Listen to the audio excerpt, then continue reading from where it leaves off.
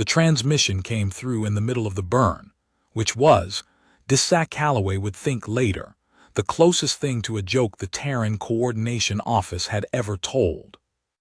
She had the Marin's wake heeled hard over Anchor 6's third relay buoy, throttle past redline, chasing a Vantry Raider skiff that had already put 2 rounds through an Ithren lighter's fuel bladder.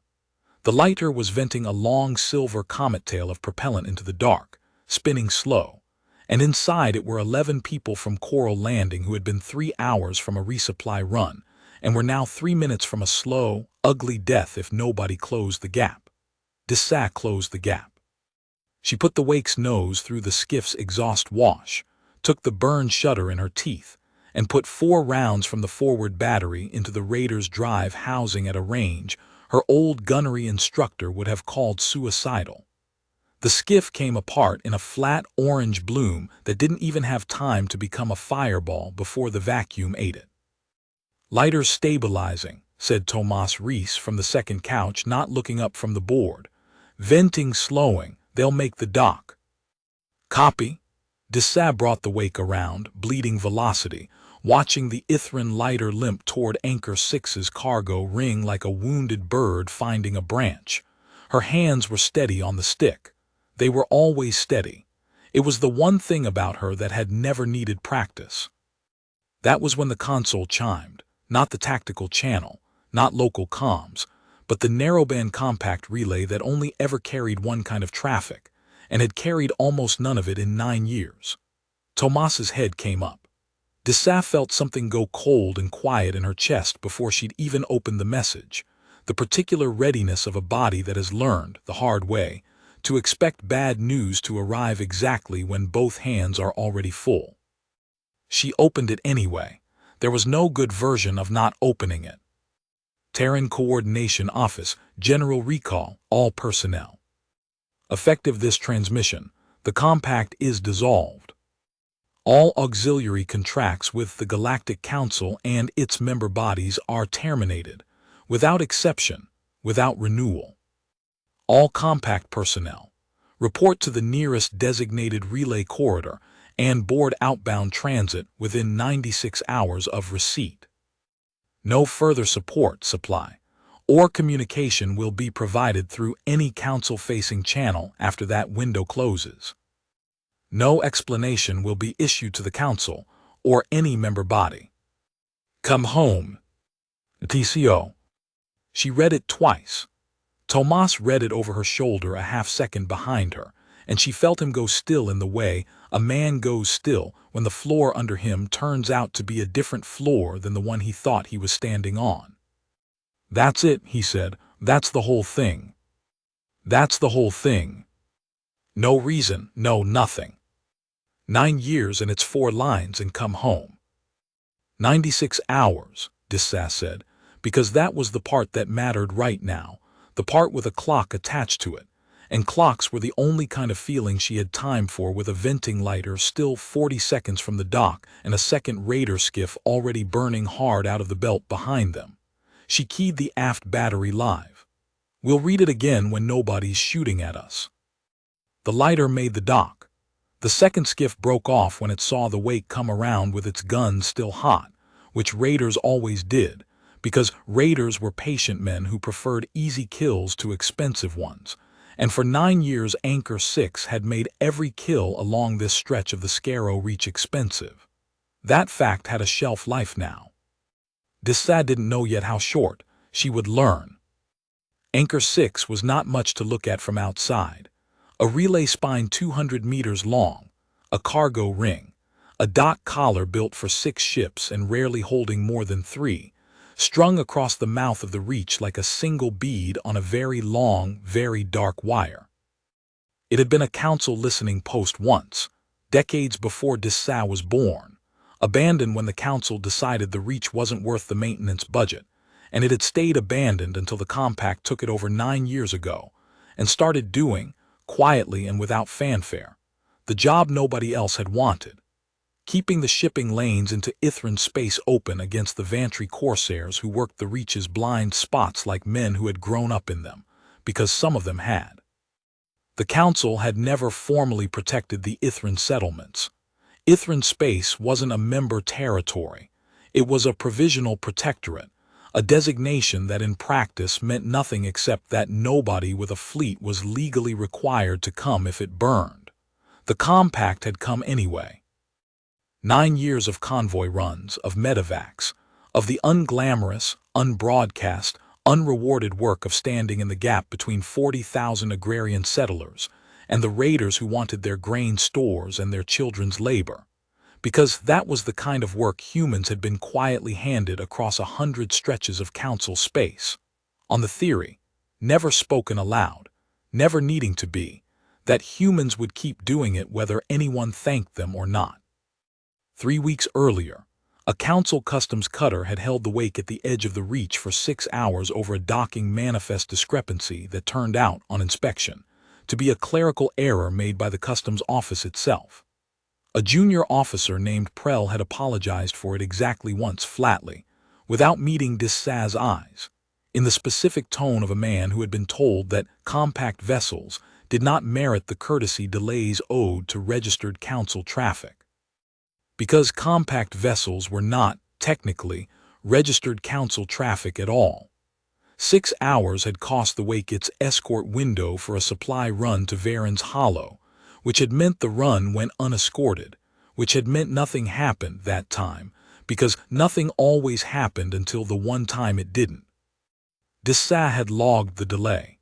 She had logged a great many things over 4 years, in a private file nobody at Anchor 6 had ever been asked to submit to anyone, because there was no form for it, no office that wanted it, no committee whose business it was. She thought of that file now, sitting in the dark of her own quarters with the recall order open on the small cracked screen she'd never gotten around to replacing, and understood, with the particular clarity that comes only after a long day of nearly dying, that somebody on Earth had apparently been keeping a file of their own, larger than hers by a factor she could not begin to guess, and had finally closed it. Nera Orina was 7 months along, and had lost a first pregnancy 2 years back to a birth that had turned the wrong way in the night with no working medbay closer than 6 hours hard burn. Anchor 6's medbay was not much, a converted cargo bay with 2 beds and a diagnostic suite older than Dessa was, but it was 6 hours closer than anything else in the Reach, and Nera's midwife, an older Ithren woman named Cass who had delivered half of Coral Landing herself, had flagged the pregnancy as a difficult one back in the spring, the kind that might not wait politely for a scheduled transport. Dessa had promised Cass, in the casual, unthinking way a person promises something they expect to still be true in 6 weeks, that the wake would be reachable. She had not expected to be reading that promise back to herself against a 96-hour clock. Dessa docked the wake with her hands shaking for the first time in longer than she could remember, and went to find her second-in-command, and read the message a 3rd time before she let herself believe the 4th line was really the whole reason.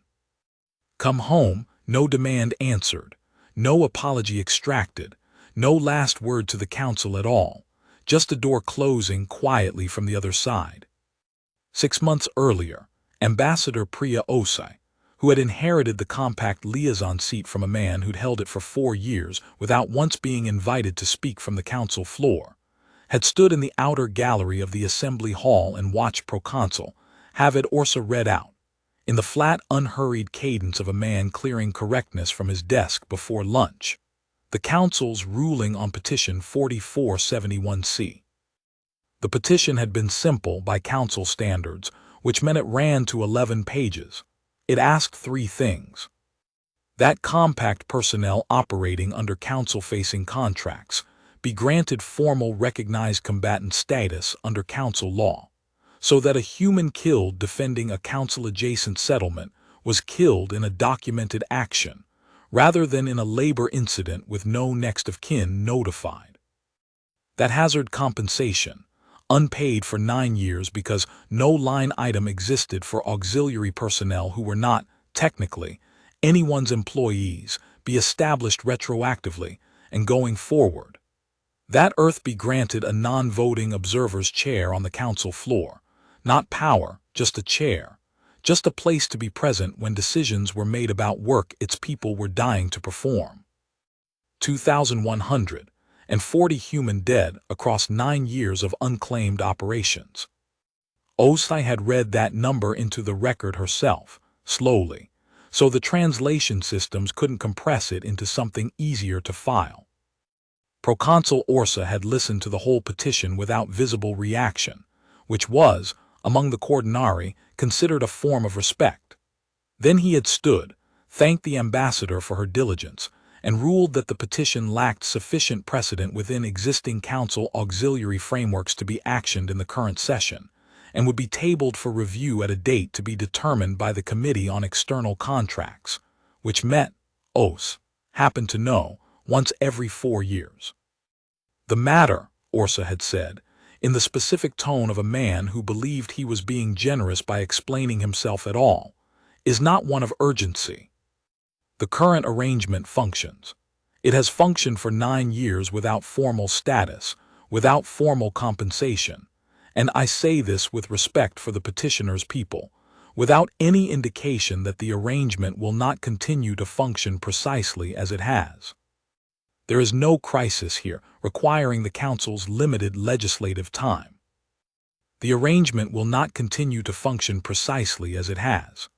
Osai had written that sentence down, word for word, in the small notebook she kept for things she suspected she would need again, and had gone home and sent one message to Earth that was not a formal diplomatic cable but a personal one, 4 words long, to a friend in the coordination office. He said the quiet part. She had not known, sending it, that it would be the last message of its kind she would ever have reason to send. She had assumed, everyone had assumed, because 9 years is a long habit and habits are load-bearing, that Earth would do what it had always done, which was absorb the insult, keep the ledger, and send the next convoy anyway. There had been a name attached to 2,140, once, before it became a statistic Osai read into a record nobody acted on. Korin Ido, 24, an engineer who had spent 3 years keeping the life support running on a border garrison so poor and so remote that the council had never bothered to staff it with its own personnel at all, had died there 11 months before the petition hearing, alone in a service crawlway, trying to reroute a coolant line by hand during a failure the garrison's own equipment was too old to diagnose properly. The garrison commander, a council officer not compact, a man who had eaten meals Korin cooked and slept behind walls Korin's team kept from freezing, had filed the death as a labor incident, not a combat loss, not a line-of-duty casualty. A labor incident, the same category used for a crushed hand or a fall from a gantry, because there was no other category on the form, and nobody at that garrison in 3 years had ever thought to ask the council to create one. Osai had found the filing herself, going through 6 years of unclaimed operations paperwork to build the numbers for Petition 4471C, and had sat with it for a long time before she folded it into the 11 pages as a single line among 2,139 others, because that was, in the end, the only way the council's own systems had ever agreed to record it. The current arrangement functions, Councillor Ash had said quietly from the Meridian bench in the same session before Orsa's ruling, not in support of the petition exactly, but in the tone of someone thinking aloud who would regret, months later, not having pushed harder. I would ask the proconsul to consider what functions has been asking of the people it describes, and for how long without this body once inquiring. Orsa had thanked him for the observation, and moved to close the session. Osai had watched the vote. There had been no formal vote. That was the trouble. No ledger entry to point to later. Just a tabling, a deferral, an absence of decision dressed up as procedural caution, and had understood, walking out of the assembly hall that evening, that the council had just told her, as clearly as it was ever going to, exactly how much weight 2,140 names carried against a committee's 4-year meeting schedule. Dessa did not sleep that first night, not because she was deciding anything. The order was clear. The deadline was a fact, not a question. But because she was doing the arithmetic of 96 hours against everything Anchor 6 still had open. 3 convoys inbound from the outer settlements, none of which would clear the Reach before the deadline. A medevac run promised a Coral landing for a difficult berth that couldn't be delayed by even a day, let alone 4. A standing patrol rotation that, if it simply stopped, would tell every Vantry Raider crew within 2 systems, within about 6 hours of the silence starting, exactly what had happened and exactly how undefended the Reach had suddenly become. And Sail Orana ran cargo logistics for Coral Landing, had done since she was 17, had grown up in the settlement Marin Calloway. No relation. The name was a coincidence that Dessa's family had found funny exactly once, the first time she'd said it aloud, and never again after, had first started running escort for 11 years ago, back when Marin was Anchor 6's whole compact contingent, and Dessa was a girl on Earth who wouldn't join the Corps for another 2 years. Marin had died in the Reach in the dark, in a fight that had bought 3 settlements 2 more decades of existing, and Dessa had taken the posting that opened up because of it, because someone had to, and because she had grown up hearing the name Marin Calloway spoken the way some families spoke about saints. It had taken her 4 years at Anchor 6 to understand that the settlements didn't think of Marin as a saint at all. They thought of her as family. That was worse, in the way that mattered, and better, in the way that mattered more. Sail had been the first Ithren to shake Dessa's hand instead of bowing to it on her 2nd week at the post, and had told her bluntly, the way Ithren told you things, without the padding humans used to soften a fact, that Anchor 6's last 3 commanders had all treated Coral Landing like a duty. You will decide, Sail had said, whether we are a duty or a place. It will show. It always shows. It had shown. 4 years of showing. And now Dessa had 96 hours to become, retroactively, whichever one the record would remember. She remembered the day she'd read Marin's casualty report. On Earth, 18 years old and 3 months from a Corps enlistment, she'd already half decided against, because the report had not been filed the way Corin Idos would be filed years later. Marin's had at least been marked a line of duty loss, which was, Dessa understood now, one of the small quiet mercies a commander could still extend to her own even when no one above her was watching. A mercy Marin herself had apparently insisted on writing into Anchor 6's procedures precisely, because she'd seen it withheld from someone else once. The report had been 4 lines long, clinical, unsentimental, and had ended with a note that the settlements of Coral Landing, Varen's Hollow, and 2 others had petitioned, informally and with no legal standing to do so, for the honor of naming their new grain silo after her. Dessa had read that line more times than she could count, in the 2 years between reading it and shipping out, and had never been able to explain to her own family why a grain silo, of all things, had been the detail that decided her. They didn't ask the council if they could name it that, she told Sail once in her 2nd year at the post, half a joke, half something else. They just did it. Of course we did, Sail had said, in the tone of someone stating the obvious. The council did not build the silo. We did. We name our own things, Commander. That has never once required anyone's permission but ours. She found Tomas on the observation deck at 300 station time, watching the relay buoy's slow green pulse against the dark, and sat down next to him without either of them saying anything for a while, which was, between them, a kind of conversation on its own.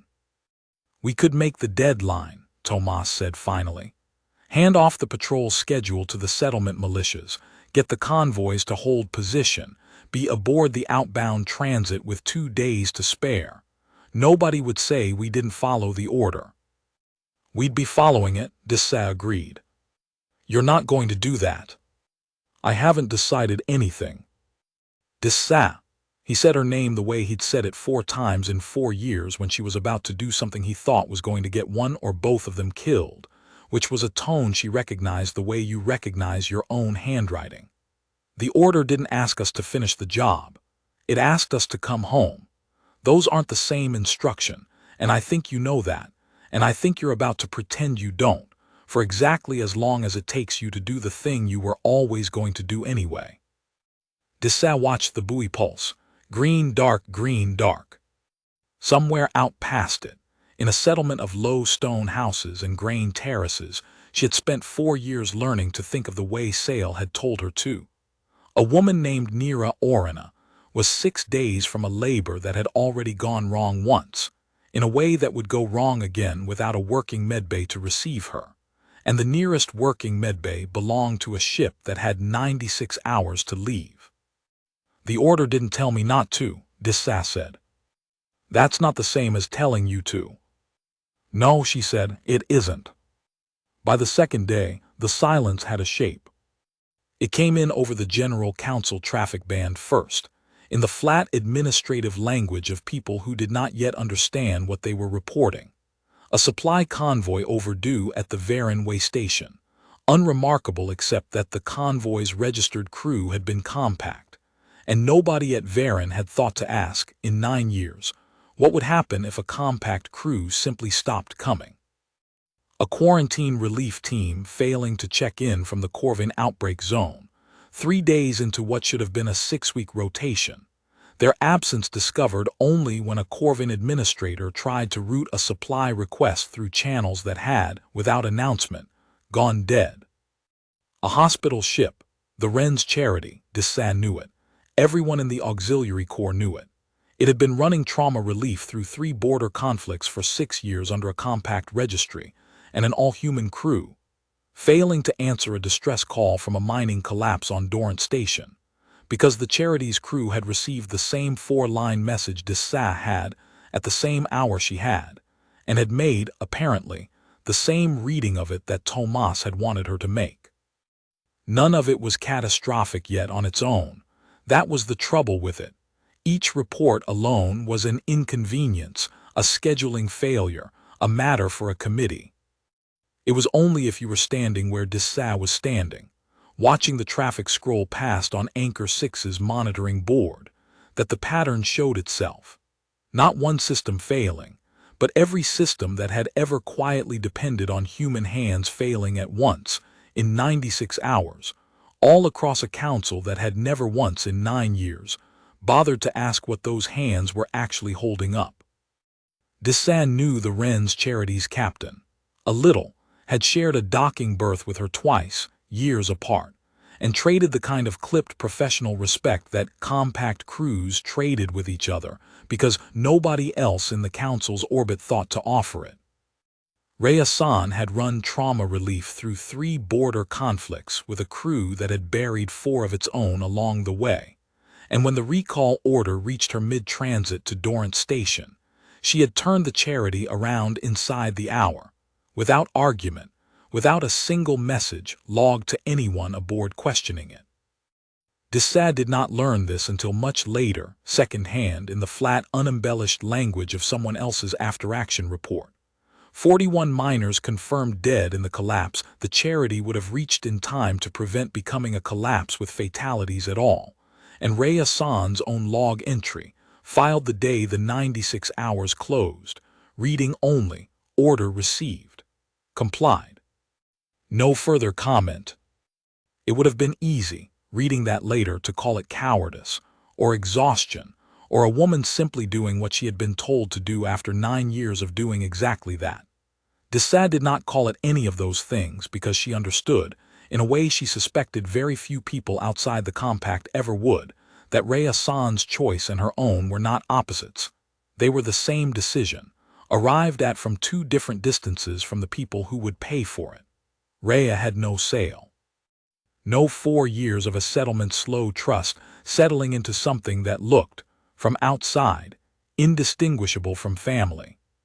She had a crew, an order, and a government that had finally, after 9 years, told her plainly that the weight was no longer hers to carry unless she chose it fresh, on her own terms, for her own reasons, and she had chosen, this time, to set it down. Dessa did not think that made her lesser. She thought it made the recall order, for the first time since she'd read it, make a kind of sense she hadn't wanted to admit out loud. It had never been an instruction about what any one person owed anyone else. It had been the end of an assumption. What came after was up to the hands that had been holding on regardless. They don't know yet, Tomas said, reading over her shoulder. Look at the tone. They think it's a supply hiccup. A coincidence. They'll know by day 4. And then what? Dessa didn't answer because she didn't know, and because the console chimed again, local traffic this time, Coral Landing's frequency, Sale's voice, tight and careful in the particular way Ithren voices went tight when they were trying not to alarm a human who alarmed easily, which Dessa had never been, and Sale knew it, which meant the care in her voice now meant something real. We have a problem on the flats, Sale said. 3 Vantry skiffs running the shoal channel where the tide breaks. They're not raiding, they're surveying. Surveying for what? For whatever comes after you leave, Sale said. And there it was, plain as Sale always made things, no padding, no softening. Word travels fast in the Reach, Commander. Faster than your coordination office's 96 hours, apparently. The Corsair clans know the patrol's ending. They're mapping the corridor while there's still someone here to stop them from mapping it wrong. Dessa looked at Tomas. Tomas looked at the tactical board, where 3 small contacts sat motionless in the shoal channel, patient, unhurried, exactly like men who had all the time in the world because they had just been told by an entire withdrawing government silence precisely how much time that was. How many clans work this stretch of the Reach? Dessa asked. 4 that I know by name, Sale said. More that use it as a road between somewhere and somewhere else. If the corridor opens, really opens, not just a patrol gap but an empty patrol, every one of them will know within a week, a month at most, before the first serious column comes through, not to raid a convoy, to take the Reach itself. There's nothing here to stop them from taking it. There never was anything here but you. Tomas cracked the survey skiff's comms traffic that night. Working off a decryption key the compact had lifted from a raider wreck 2 years earlier and never had cause to use. And what came back was worse than either of them had let themselves guess out loud. The clans working the Skerrow Reach had never coordinated with each other before. That had always been Anchor 6's one real advantage. That the Vantry Corsairs raided as rivals as often as they raided as allies, and a patrol that could not stop 4 clans could usually still play them against each other. Someone had changed that. A broker calling himself Kest Orav, running out of a Freeport 2 systems over that the Council had never bothered to police, because it fell outside any member territory's jurisdiction, had spent the last 5 months buying up salvage rights and intelligence contracts from 3 of the 4 clans, quietly building what amounted to a single chain of command out of raiders who had spent a decade cutting each other's throats over grain hauler routes. He's not guessing the compact's leaving, Tomas said, running the timestamps back against the decrypted traffic. Look at the dates. He started buying loyalty 5 months ago, before the recall order, before we even knew it was coming. Before the vote, Dessa said, and felt the cold settle deeper, because that meant someone somewhere, close enough to the coordination office's decision-making to have some warning of where it was heading, had let word reach a raider broker in a lawless port before it had reached the 200 people it was actually about to leave undefended. She would never learn who. It didn't especially matter in the end whether it had been carelessness or a leak sold for profit. Either way, Kest Orav had known enough, early enough, to spend 5 months building the exact instrument he would need the week the Reach went quiet, and had built it well. The plan, as far as Tomas could reconstruct it from partial traffic and educated guessing, was not subtle, because it did not need to be. 30-some ships, staged at a rally point 2 days out, would move on the shoal channel the moment compact traffic in the Reach dropped to 0, not before, because a functioning patrol still made the run too costly, and not long after, because Orev clearly understood that the longer the Reach sat empty, the more likely someone else, a council garrison reassignment, a different power altogether, might notice and move to fill it first. He was not raiding the settlements. He was taking the Reach itself, the corridor, the shipping lane, 4 settlements and everything they grew and mined and shipped in one motion. Time to land in the exact window between the compact's last patrol and whatever came next, because that window was the only one that would ever be this wide again. "How long is the window?" Dessa asked, though she already suspected the answer, watching the recall clock's countdown sitting quietly in the corner of the tactical board. "However long our 96 hours takes to run out," Tomas said. "He's not stupid. He's been counting the same clock we have." Dessa sat with that for a moment, in the particular silence of a plan finally acquiring a shape sharp enough to act against, and then keyed open the channel to the 6 militia captains. Because there was, she had realized somewhere in the last 10 minutes, only one version of the next 3 days that ended with Coral Landing and Varen's Hollow, and the 2 settlements with no names on any council chart still standing when it was over. And it did not involve waiting quietly for the deadline to arrive. She told the settlements herself that night, on an open broadcast that anyone with a receiver could pull in, because she had decided, somewhere between reading Kest Orev's shipping manifests and watching the recall clock tick past its first full day, that whatever else came out of the next 3 days, it would not include her people learning secondhand what was coming for them the way the rest of the council had learned it, in fragments, in rumor. In the flat administrative language of people who did not yet understand what they were reporting.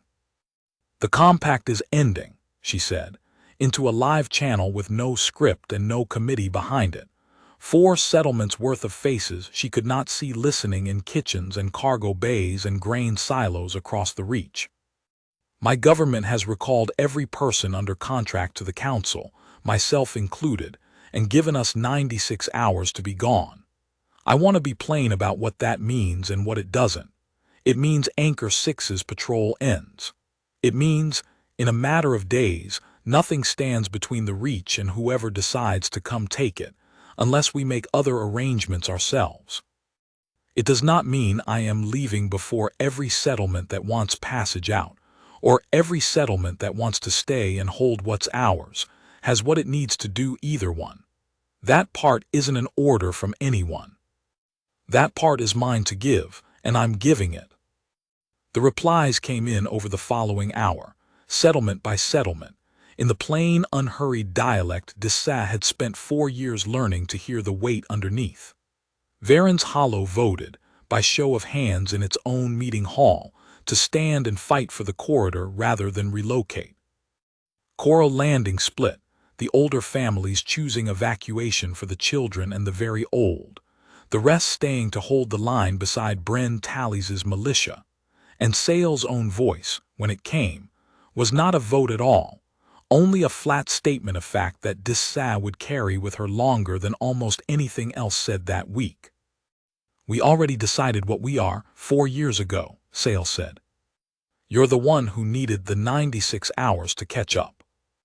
The thing about the 96 hours, Dessa thought on the 3rd day, was that it had never actually been about the council at all. She understood that now, reading the traffic reports piling up across every band Anchor 6 could still receive. The Wren's charity gone dark over Dorrance Station, 41 miners still trapped when the last update came through. A council border garrison at Threll's Gate reporting its entire engineering staff missing without notice. The staff having been, it turned out, a compact contract crew running the garrison's life support on a rotation nobody outside the garrison had ever bothered to formalize. An entire relay chain across the Corvin quarantine zone going silent, not because anything had been sabotaged, but because the people who had spent 6 years quietly, unglamorously keeping it running had, in the space of one transmission, stopped. The coordination office hadn't sent an ultimatum. It hadn't threatened a single ship, hadn't demanded a single concession, hadn't given the council anything to negotiate against, anything to push back on, anything to blame beyond the plain fact of an absence. There was no lever to pull, no threat to counter-threat, no enemy fleet massing at a border to be met with a fleet of their own. There was only the quiet, total cessation of 9 years of labor that the Council had never once had to formally acknowledge existed, because it had simply always been there. The way weather was there, the way gravity was there, until the day it wasn't. Dessa thought about Proconsul Orsa's line. She'd read the transcript of the petition hearing twice now. Osai's office had circulated it quietly through compact channels, the way people circulate things they suspect will matter later. The arrangement will not continue to function precisely as it has. He had meant it as reassurance. He had not understood, could not have understood, standing in a chamber that had never once had to send its own children into the Skerrow Reach's dark to keep a shipping lane open, that he was describing, with total accuracy, the exact shape of the thing about to happen to him. Threll's Gate went dark in stages, according to the traffic Dessa pieced together over the following day, the way most things went dark that hadn't been designed with any redundancy for the possibility of the people running them simply leaving. The garrison's commander, a career council officer named Velashari, who had never once, in 6 years posted there, thought to learn the life support architecture his own engineering staff maintained, sent an increasingly frantic string of general band requests for emergency technical support as the garrison's atmospheric scrubbers began drifting out of calibration one system at a time. First the reserve arrays, then, on the second day, the primary loop itself. Climbing carbon levels slow enough that half the garrison mistook the early headaches for fatigue. There was no emergency technical support to send. Every crew qualified to service that architecture was compact, and every one of them was gone. And Ashari's own staff, reading the maintenance logs for the first time in 6 years, discovered that the entire calibration procedure had never been formally documented anywhere, but in the memory of a woman named Priya Kane, 24 years old, who had left with the rest of the compact 11 hours before the first scrubber alarm sounded. The garrison survived, barely, on emergency reserves and a hastily improvised fix cobbled together by a council quartermaster who happened to have once read half a manual. But it survived changed, in the specific way institutions change only after nearly dying of a thing they had never once thought to ask about while it was still working. Word of it reached the assembly floor before the emergency session even convened, one small tributary feeding into the larger flood, and Dessa read the report with the particular grim recognition of someone watching a thing she had always half expected finally happen in full daylight. She keyed open a channel to the settlement militia captains, 6 of them, farmers and grain haulers and one retired schoolteacher who'd taken up the post because nobody younger had wanted it. None of them soldiers, all of them about to need to become something adjacent to soldiers whether they wanted to or not, and started, methodically, doing the thing the order had not told her to do and had not told her not to do either. She started teaching them the reach. The retired schoolteacher was named Bren Tallies, 51 years old, silver-bearded, and had spent the last 6 years running Varen's Hollow's small militia the way he had once run a classroom, patiently, with a low tolerance for excuses and an even lower one for panic. He came aboard the wake on the second morning with 2 of his best shooters and a notebook full of questions that made Tomas, watching from the second couch, quietly revise his opinion of what a grain hauler militia might actually be capable of under pressure. "You're proposing to teach us the tide charts your compact never once shared with Varen's Hollow in 9 years, Bren said, not unkindly, laying the notebook flat on the tactical table. "I'd like to understand why now, Commander, and not before." "Because before you never needed them," Dessa said. "You had us. And now you're teaching us to need you less in the same week you're leaving." Bren said it without heat, the way he said most things, a man who had spent 3 decades explaining hard facts to children and had never entirely lost the habit of stating them plainly to adults instead. I'm not arguing with the timing, Commander. I'm naming it. There's a difference. Dessa let the silence sit for a second before she answered, because he deserved that much. You're right. I should have started this 2 years ago. I didn't, because it never occurred to me the patrol could actually stop, not really stop, not the way it's about to. I'm sorry, that's the truth. It's the only one I've got to give you. Bren studied her for a moment, then nodded once, the particular nod of a man deciding to accept an apology as a down payment rather than full settlement, and opened the notebook to a blank page. Then, let's not waste the 2 years we don't have left to waste it in. Not every captain agreed with the plan.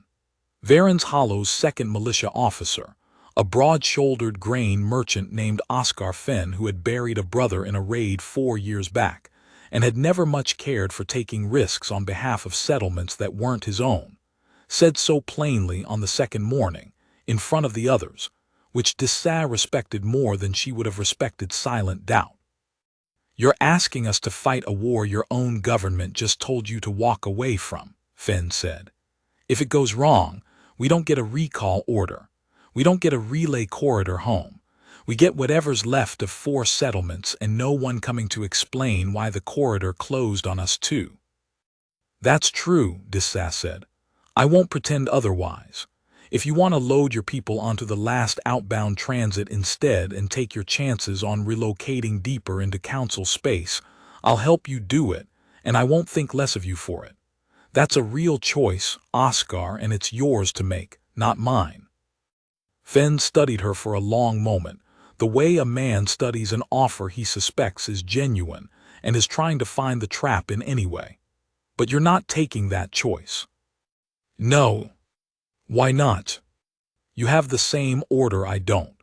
You could be home free and clear in 96 hours, no questions asked, same as your friend on the hospital ship everyone's been talking about. Because Coral Landing isn't a stop on my way somewhere else, Dessa said.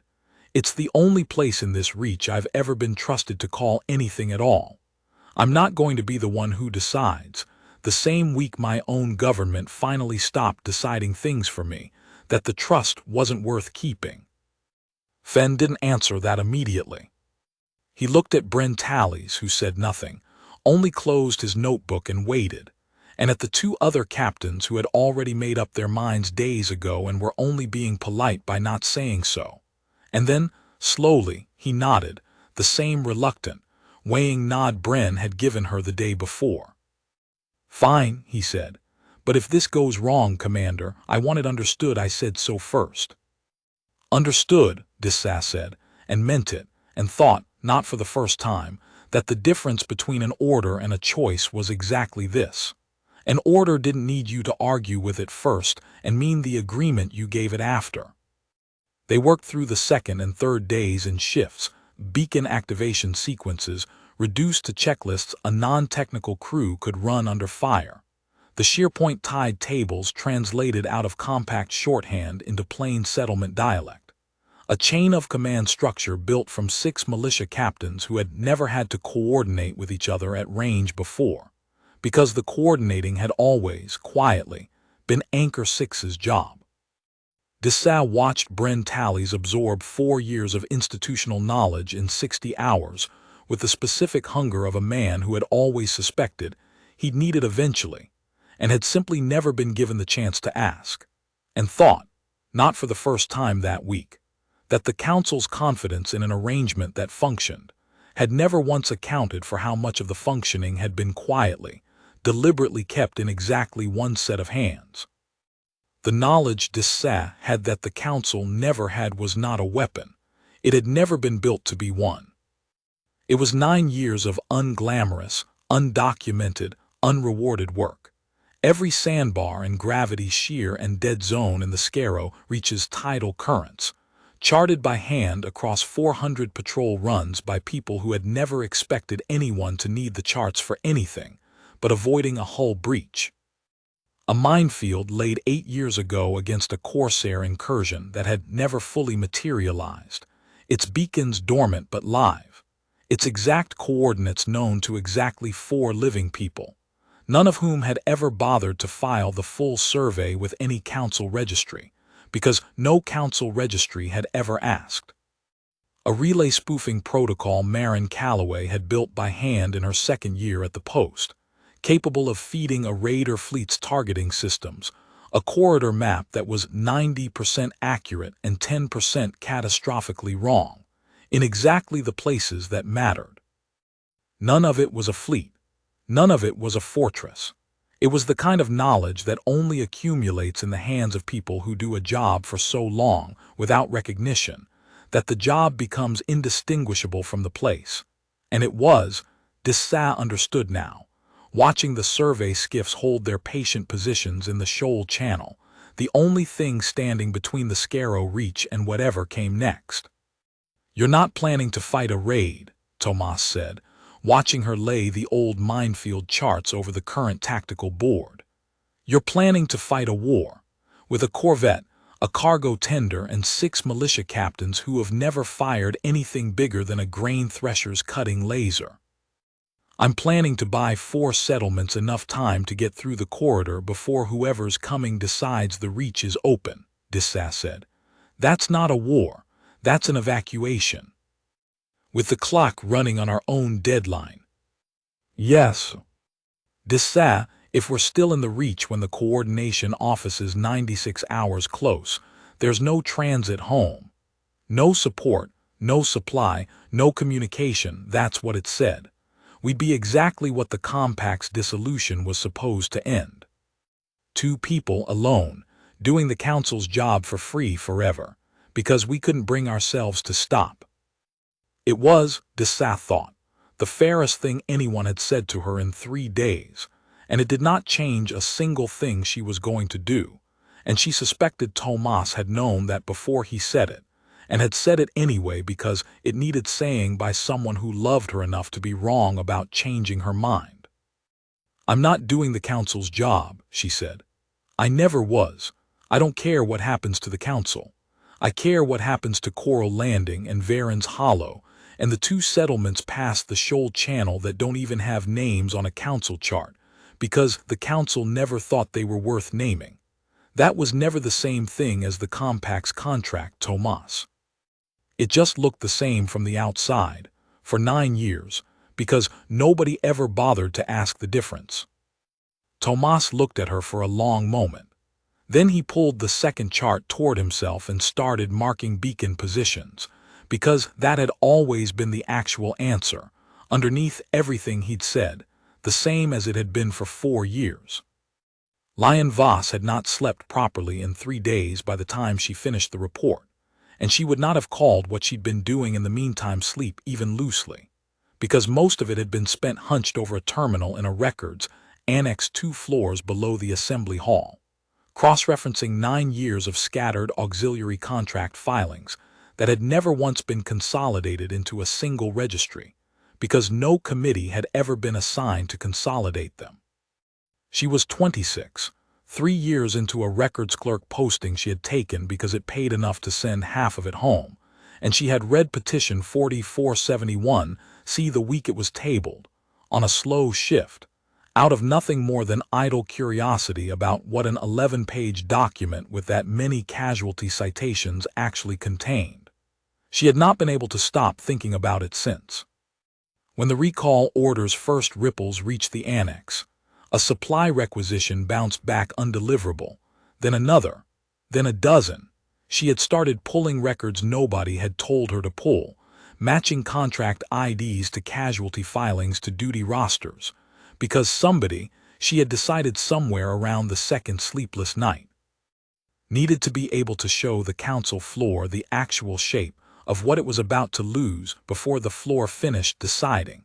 It had been a minor administrative matter all along. Proconsul Orsa found Osai in the outer gallery an hour before the session opened, which surprised her, because in 2 years he had never once sought her out anywhere the exchange would not be recorded.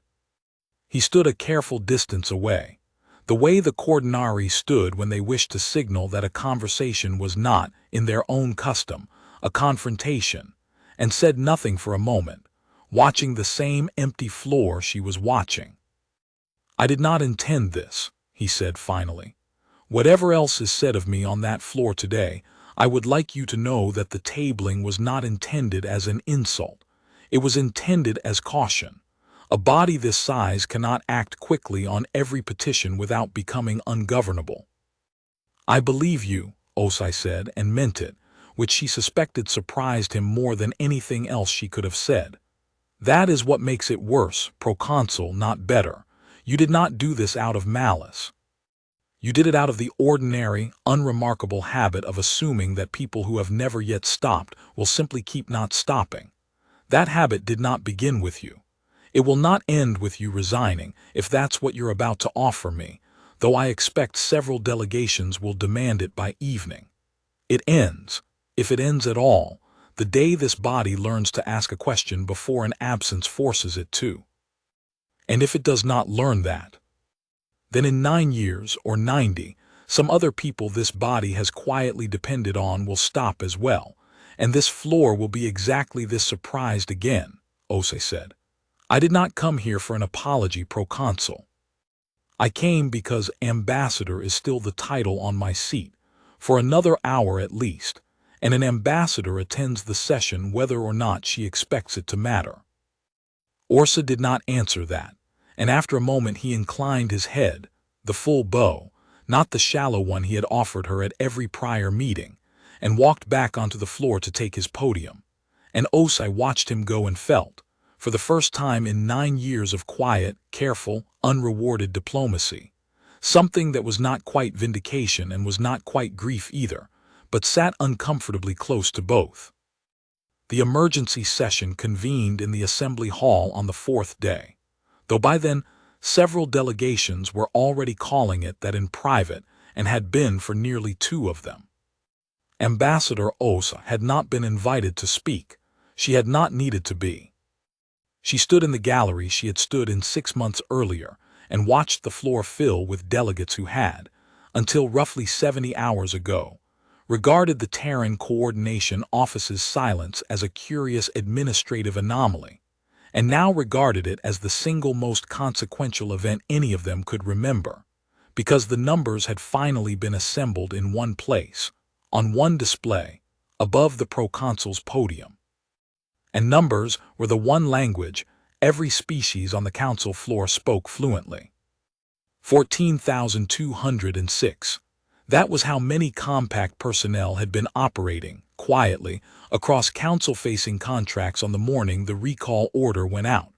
Border garrisons, quarantine relief, deep salvage crews clearing derelict shipping lanes nobody else would touch, convoy escort along 11 separate frontier corridors, of which the Skerrow Reach was, in the scheme of the whole collapsing structure, a minor one, hospital ships, engineering rotations keeping the life support running on outposts too poor or too remote to warrant a permanent council garrison. 14,206 people, and beneath that number, in smaller print, that a junior clerk named Lion Voss, who had spent 3 sleepless days compiling the report nobody had asked her to compile, because she had read petition 4471C's transcript 8 months ago, and had never quite stopped thinking about it, had insisted on including the number of those roles that had ever been formally documented, compensated, or protected under council law. 0. This body, Proconsul Orsa said, and for the first time in Osai's memory, his voice did not have its unhurried, correcting errors before lunch cadence. It had the flat, careful sound of a man reading a script he had not written and did not want to be reading, must ask itself how an arrangement of this scale operated for 9 years, entirely outside this body's awareness. It did not operate outside this body's awareness, said Councillor Taryn Ash, of the Meridian delegation, who had never much liked Orsa and had never previously had occasion to say so on the record. It operated inside a folder marked lacks sufficient precedent. I believe that folder has your signature on it, Proconsul. a delegate from the Cordonari home bench, an older man, one of Orsa's own, who had sat through the original petition hearing and voted silently to let it be tabled, rose to object that the arrangement had, in fairness, been requested by no one, that the compact had approached the council 9 years earlier offering its services on informal terms, and the council had simply accepted an offer freely made, which was not the same, he argued, as extracting labor under false pretense. An offer freely made 9 years ago is not consent renewed every year since, Ash said, before Orsa could rule the objection sustained.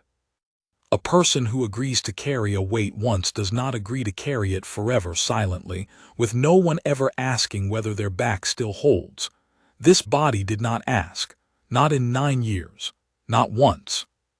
That is the whole of the complaint, Counselor, and no amount of procedural correctness about who made the original offer changes it. The chamber, for the first time in the session, actually went quiet. Not the counselor's chamber falls silent hush of drama, but the specific silence of several hundred delegates simultaneously doing arithmetic they had never previously had reason to do, watching the display's smaller numbers scroll. Garrisons going dark, quarantine zones losing containment staff, a mining collapse on Dorrance Station with 41 miners now confirmed dead, not because anyone had attacked them, but because the ship that would have come had, for the first time in 6 years, not come. We should extend a formal invitation, said a delegate from the outer rim block, into that silence, for the compact's return on the ambassador's original terms. All 3 provisions of Petition 4471C immediately and without further review. That petition, Osai said from the gallery without having been asked, because 9 years had earned her at least that much, was not a demand for concessions in exchange for service, Counselor. It asked this body to recognize what already existed. You may vote to recognize it now. I doubt it will matter. Why wouldn't it matter?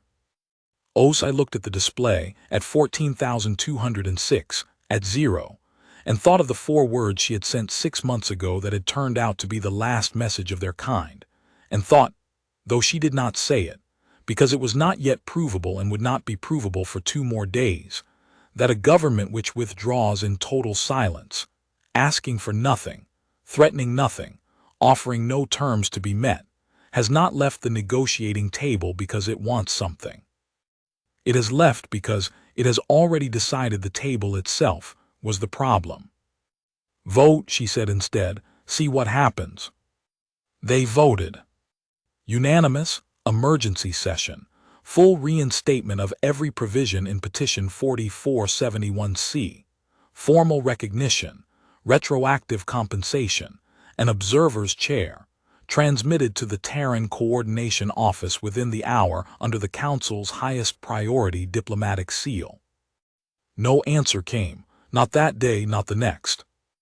The Vantry column came through the shoal channel on the 4th night, 41 hours before the deadline closed, and it was not the 3 survey skiffs anymore. It was 37 ships, raiders and requisitioned freighters, and 2 heavy cutters that had, Dessa was fairly certain, once belonged to a council border patrol before somebody stopped paying that patrol's crew as well, moving in the loose, confident formation of a force that had done its homework, and believed correctly that nothing meaningful stood between it and 4 undefended settlements. They believed correctly about almost everything except the minefield. Dessa had spent 3 days moving it. Not laying new mines, there hadn't been time, hadn't been the ordnance, hadn't been anything but the 14 beacons Marin had planted 8 years ago, and the 4 people alive who knew where.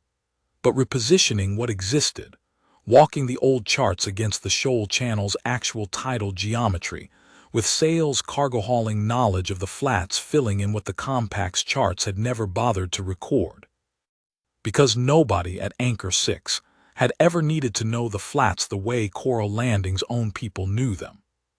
It was Sale, in the end, who found the gravity shear nobody in 9 years of compact patrols had charted, a dead zone in the tidal current where the Reach's currents canceled each other into stillness for 11 minutes out of every 90. Long enough, if timed exactly right, to walk a convoy of slow, heavily laden Ithren transports straight through the middle of a formation that could not maneuver there without losing its own footing in currents its sensors would swear, right up until the moment they didn't.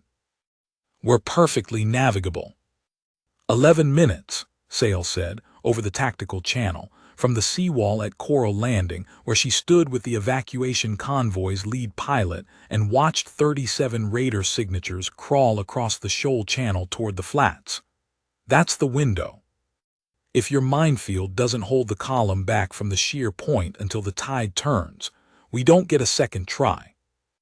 It'll hold, Dessa said, and did not say what holding would cost, because Sale already knew, the way Ithren always seemed to already know the true price of a thing before anyone bothered stating it aloud. Brentales ran the convoy's lead transport out of Varen's Hollow with 60 of his own people aboard, and Nira Orina in the aft cabin, 7 months and 3 weeks along now, because Kas the midwife had made the call 4 hours earlier that Nira's labor would not wait for a scheduled birth on a later crossing, and there was no later crossing coming. Bren had not asked Dessa's permission to load a woman in active labor onto a transport about to run a Raider gauntlet at the edge of a closing tide window. He had simply told her it was happening, in the same flat schoolteacher's voice he used for facts that did not require debate. And Dessa had not tried to debate it, because there was no version of the next 11 minutes in which staying behind on Varen's Hollow was safer than crossing with everyone else. 40 seconds into the sheer window, the transport's second engine coughed, stuttered, and dropped output by a third old machinery, older than the corridor charts, protesting a hard burn it had not been built for, and Bren watched his speed bleed away against a tide clock that did not care whose engine had failed. "Wake, this is Hollowlead, I'm losing the window," he said, flat, no panic in it, because panic was not a thing Brentales allowed himself in front of 60 passengers and a woman mid-contraction 2 decks below him. "Estimate I clear the sheer 0.4 minutes past close if I don't get more thrust than I currently have." Dessa did the arithmetic in the half-second it took to key the channel, and did not like any answer it gave her. The wake could divert to push the transport through on a tractor line, which would mean abandoning the beacon spoofing relay at exactly the moment the Raider column needed it held steady, which would mean the whole formation reading the true corridor instead of the false one, which would mean 37 ships finding the real gap in the minefield instead of the fake one. Or the wake held its position, the relay held, the column stayed blind, and Brentales' transport crossed 4 minutes late, into water that would no longer be canceling its own currents, carrying 60 people and a woman in labor into a sheer zone that had just finished demonstrating, in real time, exactly what happened to ships that lost their footing there. "Kas," Dessa said, switching channels, "how long?" "However long she needs," Kas answered, which was not an answer, and was also the only honest one available. And in the background of the transmission Dessa could hear Nira's breathing, ragged and determined, and Kas's voice dropping low and steady to talk her through it. The specific unhurried calm of a woman who had done this in far worse conditions than a shuddering transport, and intended to keep doing it exactly the same way regardless. "Hollowlead, hold your throttle where it is. Don't force the second engine," Dessa said. "I'm sending you the fallback line." Sail marked a secondary channel 8 meters shallower tighter, but it clears the sheer 0.40 seconds sooner from your current position. It'll scrape your keel. "It won't sink you." "Copy, wake, taking the shallow line." A pause, static cracked, and then quieter. "Tell the midwife she's got until the far bank, not a second more." The transport scraped the shallow line hard enough that 2 of the militia aboard would spend a week afterward describing the sound of it to anyone who'd listen. Hull grinding against a sandbar Sail's charts had marked, and Bren's crew hadn't quite trusted until they felt it under them, and cleared the sheer 0.11 seconds before the tide turned, which was, everyone would later agree, either a very narrow margin or exactly the margin sales charts had promised all along. Depending on how much faith a person cared to have in tide tables drawn from a lifetime of watching the same water. Nira Orana's daughter was born 40 minutes later, on the far bank, in a settlement medbay that had never once appeared on a council chart, delivered by a midwife who had crossed the Skerrow Reach's most dangerous water in living memory without once raising her voice, and Kas would name the girl, at Nira's request, after the tide itself.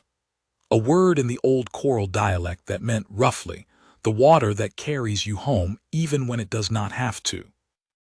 Dessa heard about the birth over the general channel 20 minutes after it happened, in the brief lull before the Raider column's targeting systems finally accepted the false corridor map in full, and let herself feel it for exactly as long as the lull lasted, which was not very long, because the job was not finished.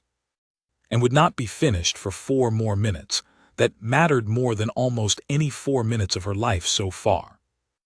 One of the 2 former council border cutters broke early from the column's confusion and came about hard on the Wake's position, which was not part of anything Tomas's decrypted traffic had predicted, and Dessa understood, watching its targeting solution lock, that whoever was flying it had recognized the spoofing relay for what it was, and decided the fastest way to unblind the whole column was to remove the ship generating the lie.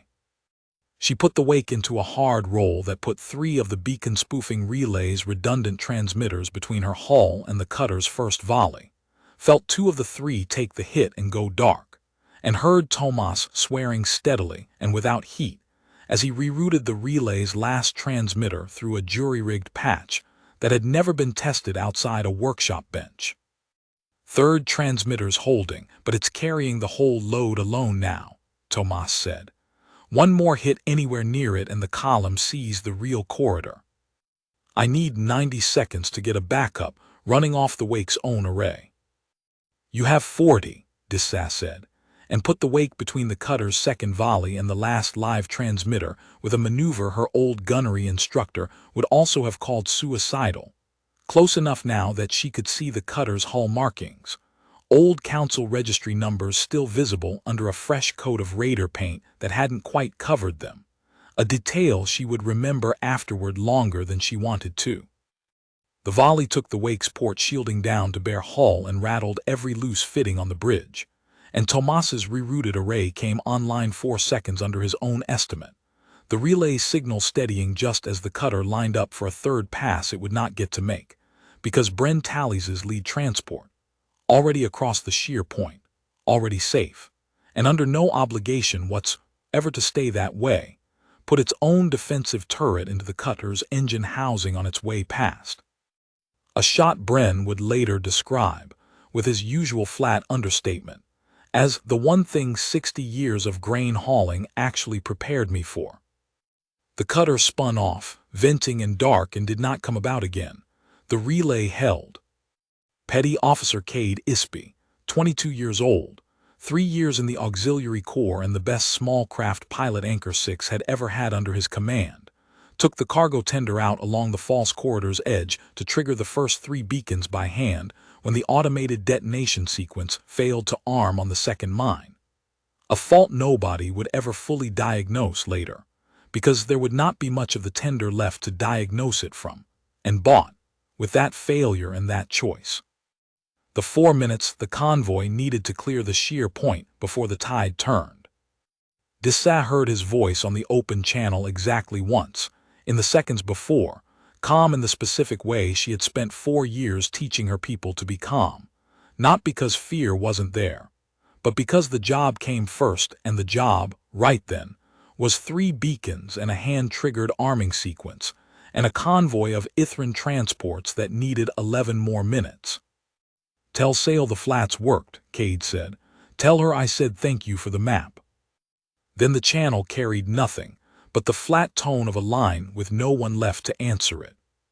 The column broke formation at the sheer point exactly as the charts had promised it would, Raider hulls losing purchase in currents their sensors had sworn were navigable, 2 heavy cutters grinding into each other in the confusion, the whole loose confident advance folding into chaos in the space of 90 seconds while, on the far side of the flats, 40 transports carrying every soul from 4 settlements crossed the shear zone in the 11 minutes the tide allowed and did not look back. Because looking back was not something Sale had ever taught her people to spend time on when there was a task still ahead of them. By the time the tide turned and the shear zone closed again, sealing the flats behind the convoy in currents, no raider column would cross again without another 8 years of somebody's patient, unglamorous, undocumented work. The Vantry force that had come through the Shoal Channel with 37 ships left it with 22, and no appetite for now, for whatever came after Anchor 6's lights went dark. Anchor 6's lights went dark anyway, 4 hours after the convoy crossed, when the surviving raiders' patient men. Dessa had always known that about them. The patience of people who had all the time a withdrawing empire had just handed them. Put everything they had left into the relay spine itself, not to hold it, not yet, but to make sure that whoever came back for it, if anyone ever did, would come back to wreckage. Bren Tallies's voice came over the general channel first, before Tomas found her. A single transmission to every settlement and every remaining compact ear in the Reach, flat and unhurried in the way that had become, over 3 days, less a schoolteacher's habit and more a whole people's answer to a government that had never once asked how they'd hold up under pressure. Coral Landing, Varen's Hollow, all points, the corridor's ours, confirmed clear of hostile presence as of this transmission. We lost the tender crew and no one else. I want that said plainly once before anyone starts calling this a victory. Cade Isby bought the tide for us. We hold this corridor now because he made sure there was a corridor left to hold. A pause, the kind Dessa recognized. A man choosing his next words with the same care he'd once used choosing which fact a frightened classroom most needed to hear. Watch rotation starts at dawn ship's time. Militia captains, report to the seawall. Everyone else go be with your families. You've earned the night. Tomas found her standing in the observation bay before the evacuation order, watching the last raider stragglers withdraw out of weapons range, and did not say anything for a while, because there was nothing useful to say yet, and because he had learned over 4 years when Dessa needed the silence more than the comfort. It was Tomas, in the end, who said Cade's name first, quietly, into the quiet, the way you say a name you are afraid of letting go unsaid even once. He asked me for the outer patrol rotation 2 years ago, Dessa said, not quite an answer, not quite unrelated. Said he liked flying the long loop because it gave him time to think. I told him the long loop was the boring one. He said boring was underrated by people who'd never had the interesting kind. That sounds like him. I keep doing the arithmetic, she said. 4 minutes. 29 no 40 transports, all the souls in them, against 1. I know how that arithmetic is supposed to work. I know what it's supposed to feel like doing it and getting the answer you got. It doesn't feel like anything, Tomas. It just feels like Cade. Tomas didn't correct the arithmetic or the grief, because neither one needed correcting. He put a hand on her shoulder, briefly, the way he had exactly twice before in 4 years, and then went to help the last of the station's non-essential systems power down in the order Anchor 6's own emergency procedures specified. A checklist neither of them had ever expected to actually run in earnest, written by Dessa Calloway 9 years ago for a contingency she had clearly hoped, and failed, to prevent from ever becoming necessary. Dessa took the Marin's wake out of the collar with 40 minutes left on the clock, the station's structural integrity already failing behind her in slow, groaning increments, and did not look back either, because Sale had taught her that too, 4 years ago, on a second week that felt like it belonged to someone else's life now. The plea from the Council reached the Terran Coordination Office on the 6th day, 41 hours after the emergency session's unanimous vote, carried under the Council's highest diplomatic seal and addressed, with a formality that would have been unthinkable 7 days earlier, to the Terran Coordination Office and the sovereign government of Earth. It offered everything Petition 4471C had asked for, and more the petition had never thought to request.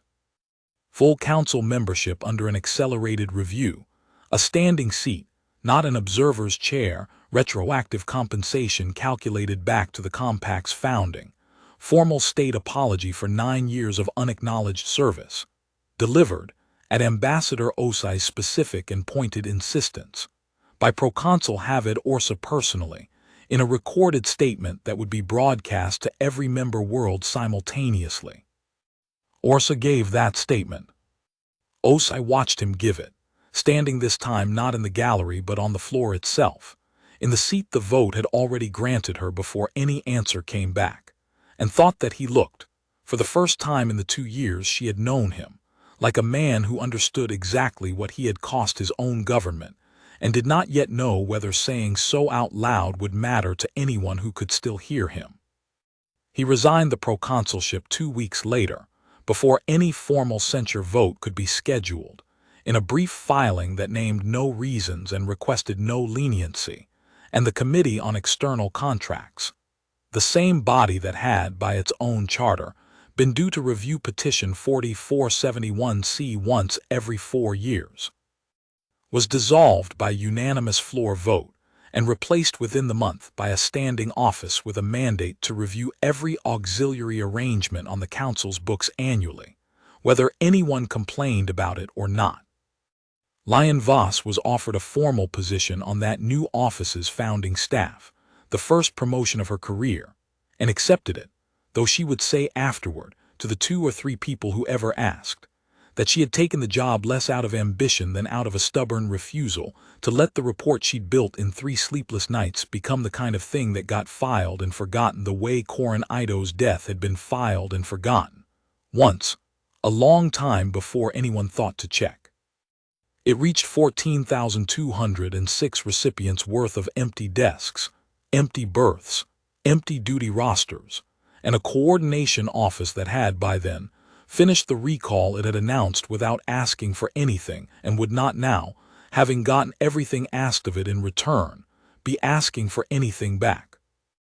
The reply, when it came, 3 days later, after every delegation on the council floor had begun, quietly, to stop expecting one, was a single line, unsigned beyond the same closing mark every message from the coordination office had carried for 9 years, transmitted not to the council floor, but to the General Diplomatic Register, where any member of any delegation could read it without a formal briefing required. Received with thanks. No further response will follow, TCO. Anchor 6 was not rebuilt. The council's own engineering corps surveyed the wreckage 8 months later, found the old relay spine's hull beyond salvage, and left it where it was, a slow dark shape tumbling at the mouth of the Skerrow Reach, its automated beacon still running on backup power for as long as backup power lasted, cycling through the same handoff pulse it had broadcast for 9 years.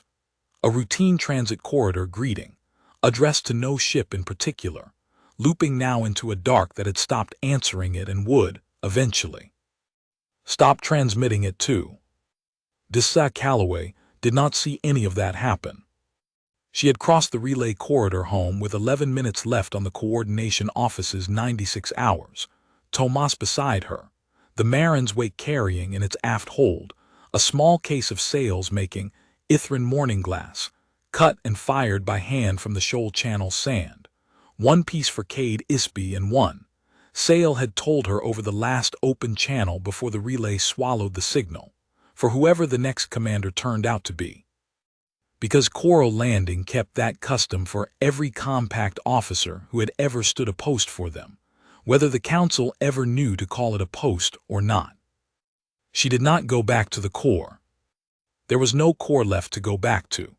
The compact had dissolved the same hour it had ended, and the coordination office, true to its 4 flat lines, offered no explanation for what came next, no ceremony, no debrief. No accounting of what 14,206 people had walked away from, or why the decision had finally been made after 9 years of not making it.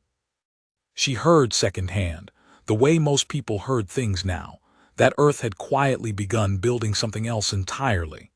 Not a new compact, not a replacement for what the Council had lost, but its own thing, answerable to no one's committee, extended to no one who had not first been asked plainly whether they wanted it, and she understood, without anyone needing to explain it to her, that this had probably been the whole of the decision from the start. Not a message to the Council at all in the end, but the closing of a door that had been left open, unacknowledged, for 9 years too long, so that whatever came through it next would only ever come through by choice. Tomas took a berth on a survey ship 2 months later, some quiet inland corner of Earth's new project that never made the general news, and told Dessa, the last time they spoke before the relay traffic between their two postings thinned to almost nothing, that he'd finally understood, standing at Anchor 6's collar with the station dying behind them, what she'd meant that first night about the order not telling her not to. "It never told either of us not to," he said. "It just stopped telling us anything at all, and left the rest of it to whoever we actually were underneath the 4 years of being told. I think that might have been the point the whole time." Dessa thought about that for a long while after the channel closed, turning it over the way she turned over most things now slowly, without anyone's deadline pressing on the far side of the thought. She kept the morning glass on the windowsill of a small rented room on a world whose name meant nothing to the Council, and would probably go on meaning nothing to it for a long time. And some evenings, when the light came in low and orange across the glass the way the tide-flat light used to come in across the seawall at Coral Landing, she thought about Sale's second-week question, 4 years old now, and answered in a way neither of them could have predicted the day it was asked. "You will decide whether we are a duty or a place. It will show." It had shown. Not to the Council, which had never been watching closely enough to see it until the watching cost 14,206 absences to force the issue, and not in a broadcast, and not in a vote, and not in the single unsigned line that closed a door 9 years overdue for closing. It had shown in 11 minutes of tide, and a hand-triggered beacon, and a young man's voice asking her to pass along a thank you for a map, and in the fact that when the deadline came, she had crossed it not because an order told her to, and not because a council owed her anything for going, but because a place she had learned, slowly and without meaning to call home had needed 11 more minutes, and she had given them. A message reached her, 5 weeks later, routed through 3 relays and a courier who had no idea what he was carrying beyond a data chip and Sale's name on the manifest. Bren Tallies had folded the 6 settlement militias into a single standing watch, keeping Sale's tide charts and the surviving beacon network running on volunteer shifts, calling it, with the flat schoolteacher's humor Dessa had come to recognize, the compact's homework, finally graded. Nira's daughter was thriving. Cass had delivered 2 more children since, both healthy, both born on the far side of water that no longer belonged to anyone who hadn't earned the crossing of it. Sale's message ended the way Sale ended most things, without padding, without softening. "We are not a duty, and we were never only a place, Commander. You should know by now which one you turned out to be. Come back if you ever want to.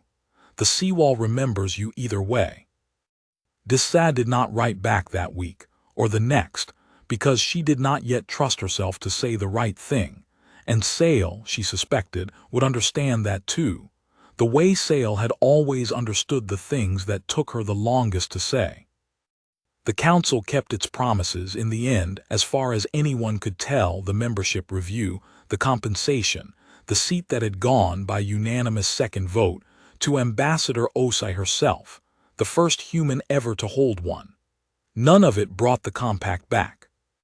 None of it was ever going to. Somewhere past the Skerrow Reach's dark, Anchor 6's beacon kept cycling its old handoff pulse into a silence that no longer had anyone left to receive it, patient and unhurried and entirely unbothered by whether the Council, watching its own slow inventory of everything it had never thought to protect, had finally learned what the silence had been trying, without a single word, to tell it all along.